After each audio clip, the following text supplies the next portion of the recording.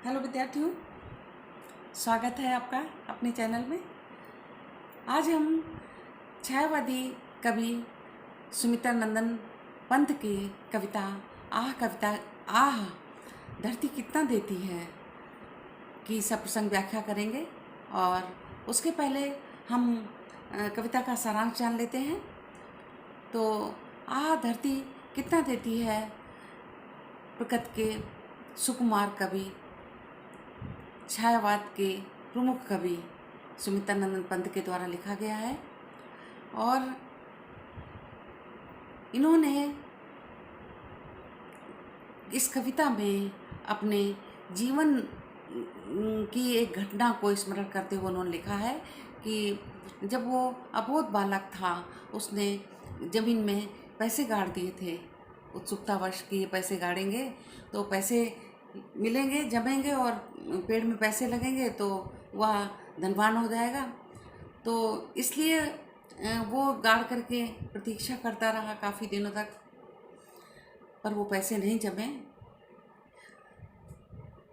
कालांतर में जब वो बड़ा हुआ तो उसने एक दिन सेम के बीज अपने आंगन में गाड़ दिए और वो गाड़ करके भूल गया। जब एक दिन वो शाम के समय में आंगन में टहल रहा था, उस समय उसकी दृष्टि वहाँ पड़ी जहाँ पर उसने बीज बोए थे, परंतु वो भूल गया था। तो वहाँ ठिठक कर रह गया कि ये क्या है जो पलटन के रूप में, पौधों के रूप में सामने आई है।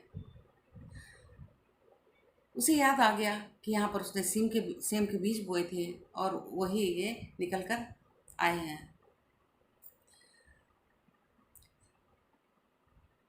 इस तरह से जब वो सेम बड़ी होती है तो उसमें बहुत सारी फलियां आती हैं। कवि इस कविता के माध्यम से यह संदेश दे रहा है कि हम जैसा कर्म करते हैं हम वैसा ही फल पाते हैं। धरती में हम जो जैसा बोएंगे धरती माता हमें वैसा ही देती है। अतः हमें हमेशा समाज में रह कर के प्रेम, त्याग, मानवता से को याद रखते हुए कार्य करना चाहिए, जिससे हमारा समाज और परिवार दोनों का ही विकास होता है। तो चलिए हम अपनी जो कविता है आज की, आह धरती कितना देती है, प्रकृति के सुकुमार कवि सुमित्रा नंदन पंत ने लिखी है, तो चलिए अध्ययन करते हैं। चलिए कविता की ओर चलते हैं, अध्ययन करते हैं। मैं फिर भूल गया था छोटी सी घटना को, और बात भी क्या थी याद से रखता मन। किंतु एक दिन जब मैं संध्या को आंगन में टहल रहा था, तब सहसा मैंने जो देखा उससे हर्ष विमूढ़ हो उठा। विस्मय से देखा आंगन के कोने में कई नवागत छोटी छोटी छाता ताने खड़े हुए हैं। छाता कहूँ कि विजय पताकाएं जीवन की, या हथेलियाँ खोले थे हुए नन्ही प्यारी। जो भी हो, वे हरे भरे उल्लास से भरे पंख मारकर उड़ने को उत्सुक लगते थे, डिम्ब तोड़कर निकले चिड़ियों के बच्चे से। प्रस्तुत पंक्तियाँ छायावाद के प्रमुख कवि सुमित्रा नंदन पंत के द्वारा रचित आह धरती कितना देती है का अंश है। ये बार बार हम संदर्भ इसलिए बताते हैं कि आपको अच्छी तरह से याद हो जाए। प्रसंग देखिए, प्रस्तुत पंक्तियों में कवि ने अपने जीवन की एक घटना का स्मरण करते हुए ये कविता लिखी है। व्याख्या देखिए, कभी अपने जीवन की घटना को स्मरण करता हुआ कहता है कि मैंने बचपन में ज़मीन में पैसे गाड़े थे। अबोध बालक था, मैंने सोचा था कि जिस प्रकार अन्य गेहूं आदि की फसलें होती हैं उसी प्रकार पैसे के पेड़ जमेंगे और मैं उनसे पैसे प्राप्त करके धनवान बन जाऊंगा। किंतु समय बीतता गया, मैं प्रतीक्षा करता रहा, किंतु पैसे नहीं जमे। कालांतर में कुछ समय बाद जब मैं बड़ा हो गया तो मैंने आंगन में गीली मिट्टी में उंगली से सहलाकर, माने जगह बनाकर, सेम के बीज मिट्टी में दबा दिए। तो फिर मैं भूल गया था छोटी सी घटना को, और बात भी क्या थी याद से रखता मन। कह रहे हैं, कभी कह रहा है कि मैं सेम के बीज बोने के बाद वह भूल गया कि उसमें सेम के बीज बोए हैं, और याद रखने वाली बात भी नहीं ऐसी थी कि मन याद रखता उसे कि बीज दबाए हैं। किंतु एक दिन जब मैं संध्या को आंगन में टहल रहा था, तब सहसा मैंने जो देखा आंगन के कोने में कई नवागत छोटी छोटी छाता ताने खड़े हुए हैं। कभी कहता है कि लेकिन मैं जब एक दिन आंगन में टहल रहा था तो अचानक मेरी दृष्टि वहाँ पर पड़ी जहाँ मैंने सेम के बीज गाड़े थे, और वहाँ सेम के छोटे छोटे पौधे निकल आए थे। देखकर कभी कहता है कि मैं आश्चर्यचकित रह गया और एक टकटकी लगाकर देखता रह गया। उनको देखकर ऐसा लगता था कि वो नवागंतुक छाता ताने खड़े हों। जो छोटे छोटे पौधे हैं वो ऐसा लगता था कि छाता ताने हुए खड़े हैं, क्योंकि उसमें दो दो पत्तियां निकल गई थी पौधों में। जो आपने अंकुरित हुआ देखा होगा पौधा, तो छाते की तरह वो गिर जाता है, सीधा नहीं रहता है। तो वही उन्होंने कह रहे हैं कि वो ऐसा लगता था कि पौधे छाता ताने हुए खड़े हों। छाया कहूँ या विजय पताका है जीवन की, या हथेलियाँ खोले थे हुए नहीं प्यारी, जो भी हो उल्लास से भरे, अथवा विजय पताकाएं उठाए खड़े हैं, या ऐसा लगता है कि नवागंतुक नहीं नन्ही नन्ही प्यारी प्यारी हथेलियाँ खोले प्रसन्नता से भरे हुए हैं, है ना। तो कवि कह रहा है कि छाया को यह विजय पताकाएं, मैं उनको क्या कहूँ। ऐसा लगता था कि पौधे अपने एक विजय पताका की जीत की पताकाएं लिए खड़े हों, या कैसा लगता था कि हथेलियाँ अपनी छोटी छोटी सी नन्ही नन्ही प्यारी प्यारी खोले खड़े हों। ऐसे नवागंतुक हैं, नए नए आए हुए लोग हैं जो अपनी प्यारी प्यारी हथेलियों को खोले हुए खड़े हैं, और कैसे हैं, और उल्लास से प्रसन्नता से भरे हुए हैं। अथवा पंख मारकर उड़ने को उत्सुक लगते थे, डिंब तोड़कर निकले चिड़ियों के बच्चे से। और कैसा महसूस कर रहा है कभी उनको देखकर, उन पौधों को देख करके कभी को लगता है कि वो चिड़ियों के बच्चे अंडे तोड़कर बाहर निकले हों और पंख खोलकर उड़ने के लिए तैयार हों। इस प्रकार कभी को बहुत ही सुंदर और आकर्षक पौधे लगते हैं। भाव ये है कि कभी पौधों को देखकर प्रसन्नता से भर जाता है। चलिए अगली पंक्तियाँ देखते हैं। निर्निमेष क्षण भर मैं उनको रहा देखता, सहसा मुझे स्मरण हुआ आया कुछ दिन पहले बीज सेम के मैंने रोपे थे आंगन में, और उन्हीं से बौने पौधों की ये पलटन मेरी आंखों के सम्मुख अब खड़ी गर्व से नन्हे नाटे पैर पटक कर बढ़ती जाती है। तब से उनका रहा देखता धीरे धीरे अनगिनती पत्तों से लद भर गई झाड़ियाँ, हरे भरे टंग गए कई मखमली चंदोवे, पहले बेलें फैल गईं बलखा आंगन में लहरा, और सहारा लेकर बाड़े की टट्टी का हरे हरे 100 झरने फूट पड़े ऊपर को।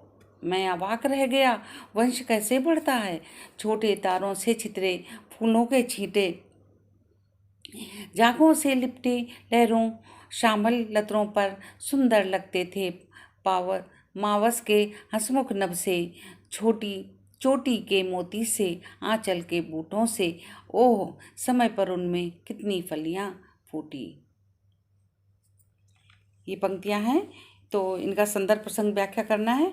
संदर्भ प्रस्तुत पंक्तियां छायावाद के प्रमुख कवि सुमित्रानंदन पंत के द्वारा रचित आह धरती कितना देती है का एक अंश है। प्रसंग लिखेंगे। कवि अपने जीवन की सुखद घटना को स्मरण करता हुआ लिखता है। व्याख्या देखिए कि निर्निमेष क्षण भर मैं उनको रहा देखता। कभी अपने जीवन की सुखद घटना को याद करता हुआ कहता है कि आंगन में एक दिन मैंने सेम के बीजों को गीली मिट्टी में दबा दिया था और भूल गया। किंतु एक दिन शाम के समय जब मैं आंगन में टहल रहा था तो मेरी नज़र वहाँ जाकर ठहर गई जहाँ कुछ दिन पहले मैंने सेम के बीज गाड़े थे। वहाँ सेम के बीज जमकर छोटे छोटे पौधों के रूप में ऊपर आ गए थे। उन 9 अंकुरित सेम के पौधों को कभी एक टकटकी लगाकर निर्निमेष बने टकटकी लगाकर देखने लगा। सहसा उसे याद आया कि उसने स्वयं यहाँ सेम के बीज बोए थे। निर्निमेष क्षण भर मैं उनको रहा देखता, सहसा मुझे स्मरण हो आया कुछ दिन पहले बीज सेम के मैंने रोपे थे आंगन में, और उन्हीं से बौने पौधों की ये पलटन मेरी आंखों के सम्मुख अब खड़ी गर्व से। और उन्हीं से बौने के अब वही जो सेम के बीज बोए थे उनसे पौधे हो गए थे। और वो कैसे लग रहे हैं, कभी को ऐसा लग रहा है कि एक पलटन खड़ी हो सामने, बड़े गर्व से तन करके एक पलटन पूरी खड़ी हो। नन्हे नाटे पैर पटक बढ़ती जाए, और कैसा लग रहा है, कभी कैसा लग रहा है, कभी को लग रहा है कि जैसे वो नन्हे नन्हे अपने पैर पटक कर को सेना जो है पलटन आगे बढ़ती जा रही है। तब से उनको रहा देखता। अब कभी कह रहा है कि मैं तब से, वो छोटे छोटे थे तब से मैं बराबर देखता रहता था, धीरे धीरे वो बढ़ते गए और अनगिनत पत्तों से लद गई एक दिन, और झाड़ियों का रूप धारण कर लिया। हरे भरे टंग गए मखमली चंदोवे, और उनके आंगन में जो है बेलें फैल गईं लहरा कर बल खा करके, और वो चंदोवे सी दिखाई देने लगी। हरे भरे टंग गए कई मखमली चंदोवे, बेलें फैल गईं बल खा आंगन में लहरा। और सहारा लेकर बाड़े की टट्टी का हरे भरे झरने फूट पड़े ऊपर के, और उनके उसमें बाड़ा लगा हुआ था, बांध दिया है। जब बेलें फैलने लगी तो उसको बांध देते हैं जिससे उस पर फैलें, तो बाड़ा कहते हैं। तो और सहारा लेकर बाड़े की टट्टी का, तो बाड़े की टट्टी पर वो फैल गई और चंदवे का रूप ले लिया। हरे हरे सौ झरने फूट पड़े ऊपर को, और उनमें जो किल्ले फूट गए, जो बेल थी उसमें ऊपर को निकलती है। तो वो कैसे हैं, वो कहते हैं हरे भरे सौ झरने फूट पड़े ऊपर को निकल रही थी वो, इधर उधर किल्ले फूटते हैं, देखा होगा आप लोगों ने। मैं अवाक रह गया वंश कैसे बढ़ता है, और कभी कहता है मैं देख कर अवाक रह गया कि वंश कैसे पौधा अंकुरित हुआ और फिर बड़ा फैला फूला कैसे वंश बढ़ता है। छोटे तारों से छितरे फूलों के छींटे झागों के लिपटे, लहरों श्यामल के लतरों पर सुंदर लगते थे मावस के हंसमुख नभ से, चोटी के मोती से, आंचल के बूटों से, और समय पर उनमें कितनी फलियां फूटी। पंत जी ने फूलों की उपमा आकाश के तारों से दी है, छोटे तारों से छितरे फूलों की। तो पंत जी ने फूलों की उपमा आकाश के तारों से दी है, या हरी लताओं पर फूल ऐसे लग रहे हैं जैसे झरनों से झाग दिखाई देता है। जब झरने का पानी गिरता है तो झाग बन जाता है, तो कहते हैं ऐसा लगता है झाग हो, वो झरने से गिर रहा हो। लताओं को देखकर वो और क्या कहते हैं कि जो हरी हरी लताएं हैं, तो कहते हैं कि ये काले बादलों सी दिखाई दे रही हैं। कभी हैरान हो जाता है जब वो बेल पर असंख्य फलियां देखता है, वो समय पर उनमें कितनी कलियां फूटी। कभी कह रहा है कि समय होते होते अब उसमें बहुत सारी अनगिनत फलियां निकल आई हैं। आप संदर्भ प्रसंग व्याख्या के बाद में आप विशेष डालेंगे। विशेष में भाषा खड़ी बोली सरल सुदृढ़ भाषा का प्रयोग किया है। और कवि ने कविता के माध्यम से संदेश दिया है कि व्यक्ति जैसा अच्छा बुरा करता है, गलत से ही वैसा ही उसको फल मिलता है। और क्या लिख सकते हैं इसमें, अनुप्रास अलंकार है। कवि ने प्रकृति का सुंदर और सजीव चित्रण किया है।